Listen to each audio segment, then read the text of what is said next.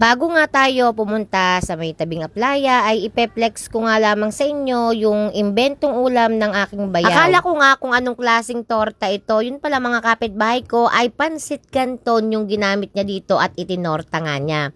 At sasabayan na nga din natin ng kape bago nga tayo magpunta sa tabing aplaya dahil nga ngayong araw ay maulan. At dahil nga maulan mga kapitbahay ko ay ganito yung sitwasyon dito sa amin sa may tabing aplaya. Wala ngang nakalaot maliban na lamang sa aking pinsan na hanggang ngayon nga ay nasa laot pa. At yan nga yung mga mangingisda dito sa amin, ang ninong, hindi nga yan nakapalaot at hindi nga maganda yung panahon ngayon. Hindi naman malakas yung ulan dito sa amin, kaso mo nga lamang dito sa lugar namin kaunting ulan ay binabaha na kami. Tulad niyan mga kapitbahay ko dahil palubog nga yung lupa ay naiipon dyan yung tubig. At wala naman tayong ibang dadaanan kung hindi dito. Kaya naman for the go, lusong tayo mga kapitbahay ko at mamaya na nga lamang ay maghuhugas na lamang tayo ng paa.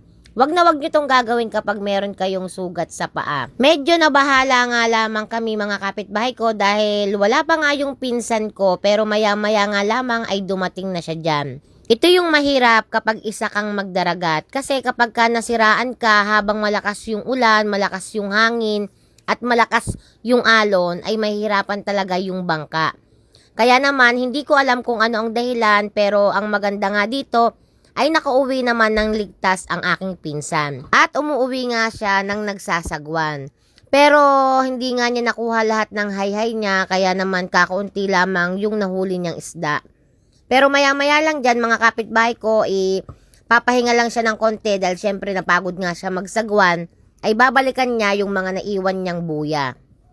At dahil nga walang huli, dumaan nga talaga sa ganitong sitwasyon, kaya alam nyo ba, napakahirap kapag isa ka magdaragat. Lalo na kapag kaganitong panahon. At lalo na kung ito lang yung hanap buhay mo. Matapang ka na mangingisda kapag ka lumaot ka kahit masama yung panahon. Pero syempre kailangan pa rin nating mag-ingat. At yan nga yung huli ng aking pinsan. Hindi ko nga masyadong napakita dahil dadalhin na nga siya sa sasakyan. Pero mamaya-maya lang ay maaabutan ko yung sasakyan. Kaya naman maipapakita ko sa inyo yung kanya lamang na huling isda. Pero malay naman natin mamaya kapag binalikan niya yung kanyang mga buya ay meron pa ring mga huling isda. At ayan na nga nagsisimula na ulit silang bumalik sa laot mga kapitbahay ko. Sana naman may abutan pa silang isda. Kasi kapag matagal na sa ilalim ng dagat, yung isda ay minsan ay kinakain na rin ng kapwa nila isda. Kaya kapag talaga ganitong tag-ulan, una talagang naaapektuhan ang mga mangingisda.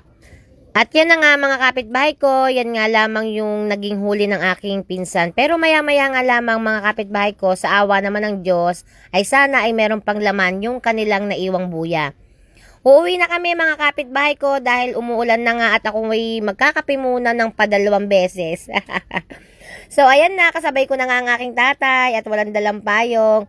Hanggang dito na lamang, maraming salamat.